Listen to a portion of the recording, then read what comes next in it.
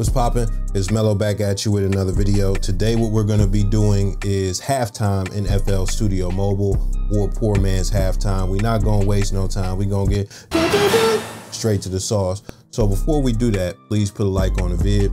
Also, one thing I wanna let you know, we're gonna discuss some things as far as chopping samples on the audio track. So you're gonna get some game as far as that, as far as some of the clicking and popping and how to deal with that as well. So let's get to it.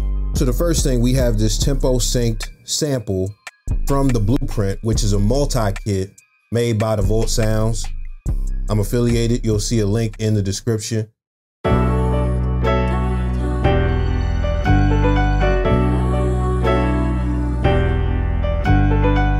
This is what we're gonna do. We're gonna click the sample, scroll up. We already have it, you know, on tempo and everything, but we're gonna click sync. So now that we got the sample loaded up and now that it's synced to the tempo, this is step one. What we're gonna do, FL Studio Mobile has some new features.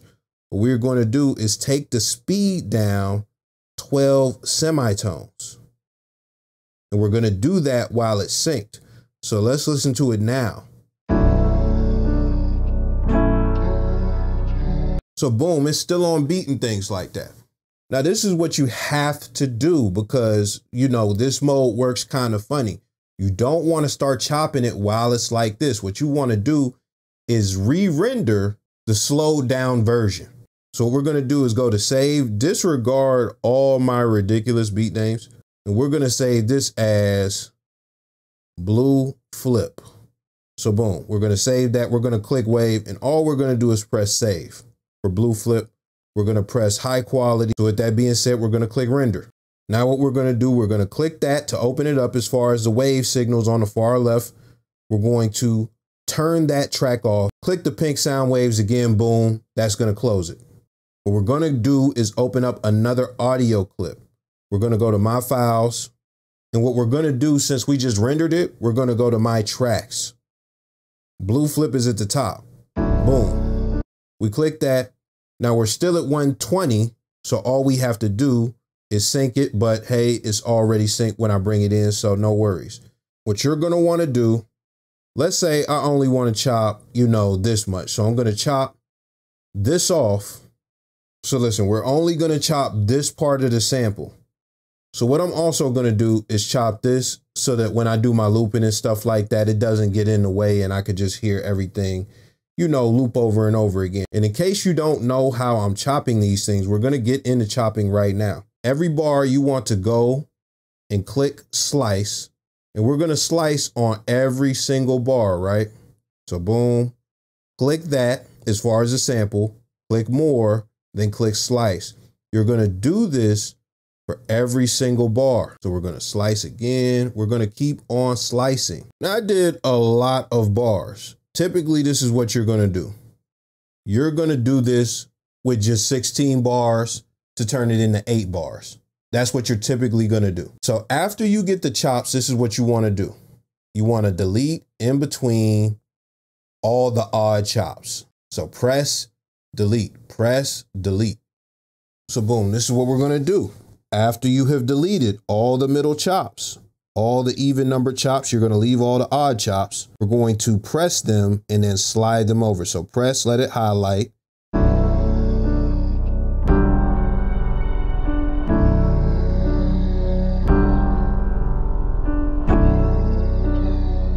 And you can also see I just press and hold. Sometimes it'll just drag, you know. So what we're going to do is render this. So again, we have this sample muted, but we just have the one that we chopped up playing. What I'm going to do is go to save again.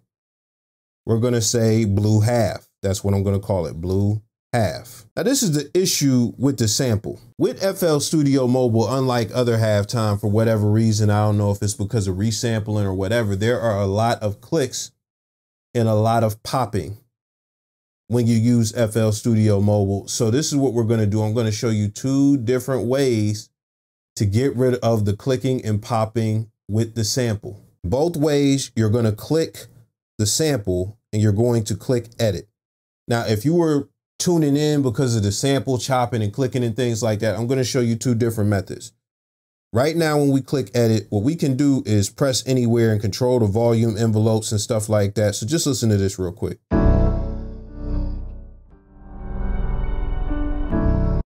So boom, what we're gonna do is use that to pretty much get rid of the clicks. The first thing that we're gonna do is have a start point right here. So you just click, and even if you do something like click over here, just drag it to the front. Let's listen to it really quick. So there's a click right there. What we're gonna do is do 2 clicks, and we're gonna do a V. So we're gonna bring it to the middle where that sample starts. We're gonna click the horseshoe right here in the upper right-hand corner. I'm sorry, left-hand corner. We're gonna click that, and we're gonna slide it in and slide this in. Let's listen to it right now.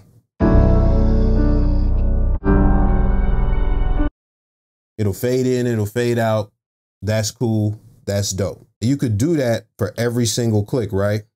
We could go over here, put 2, put 1 in the middle, make sure we turn on the horseshoe again so that it latches on to where the bar starts. So boom, it starts at bar 3. We just bring these in, but we take the horseshoe off, bring them in to where it sounds pretty good, right?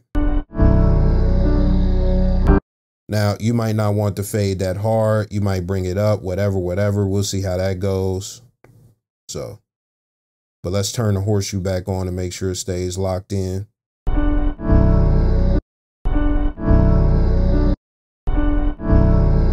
So boom, there's no click in there, but let's bring it all the way back up just to make sure that the click was there. It was there, you hear it?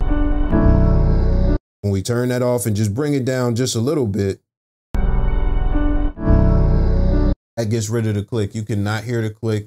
Yeah, it ducks down a little bit. That'll give it some character, I guess. But yeah, you know, because you like the RC20 ducking and stuff like that. This is the other thing. I've seen somebody do this method. It's not a method I really recommend, but I'm going to just show you just because. So let's listen to this right here. All right, so you got to click right there. What you want to do is highlight. Let's turn on the horseshoe. Lock it into bar 4 in front. What you want to do, take off the horseshoe, bring it in real tight, Now, being that we are working with the front, we're going to click the plus, right? So we're going to fade out before bar 4. So we're going to click fade out. This is the thing. It says save new sample or replace the original sample. If you replace this sample and mess it up, like that's going to be it for you, dog. If you mess it up, you're going to have to load the whole thing up again and render it again and go through the whole process again. You know, I'm just going to click replace. Now, if you save new, you could stack up samples and stuff like that, and you'll have to delete some of the ones later. But for right now, we're just going to do replace. Boom. We're going to take this in, right? The outside. We're going to bring it in, and we're just going to bring it in just a slight bit, just a smidge, right? Just a smidge. And what we're going to do is fade that in. So we're going to fade in after we click the plus. We're going to click replace. Boom. Now what we're going to do is move the playhead, put the horseshoe back on so everything is quantized. Bring these to the same point. Let's listen to it now. That got rid of the click in a very smooth way. This is the thing about that. You cannot undo what you have done. So once you do it, that's it, dog. That's it. But you don't lose any volume on the sample. It still sounds smooth. And even with this over here, you could use a horseshoe and get it like to a real, like you could just squeeze it all in right there and probably get a very similar effect.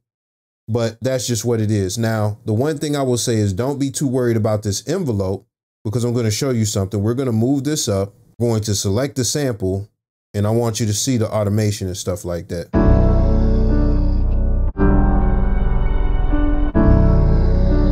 So you see how the automation went up when you did the volume envelope? I want you to see something else when we go over here.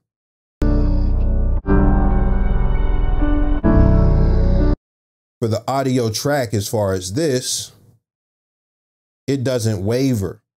So if you still need to level it, it's only gonna be like a 2 or 3 decibel difference. If you notice, if you keep them all within the same, like, you know, region or vicinity as far as the height of the bar of the envelope automation, you know, so it's not gonna throw it off anything crazy. So with that, you know, you can lower it down,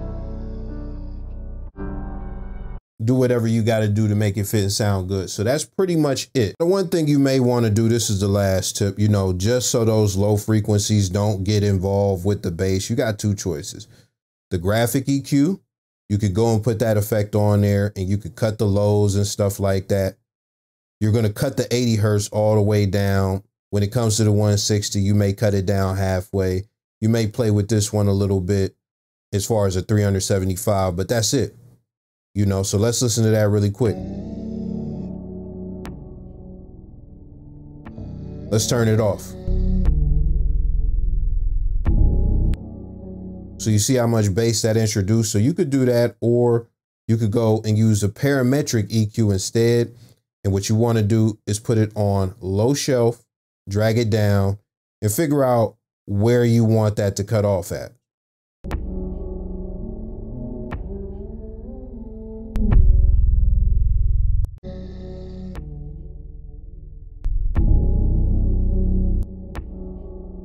See how much bass it takes out. So with that, that's the tutorial. I will catch y'all. Let me know if there's anything else you want to see in the comments. Hopefully I can do it. If you ask me to do some techno, I don't know if I could do that, but you know, I could give it a shot. You know, I've done it before. Let me know your thoughts. I'm out.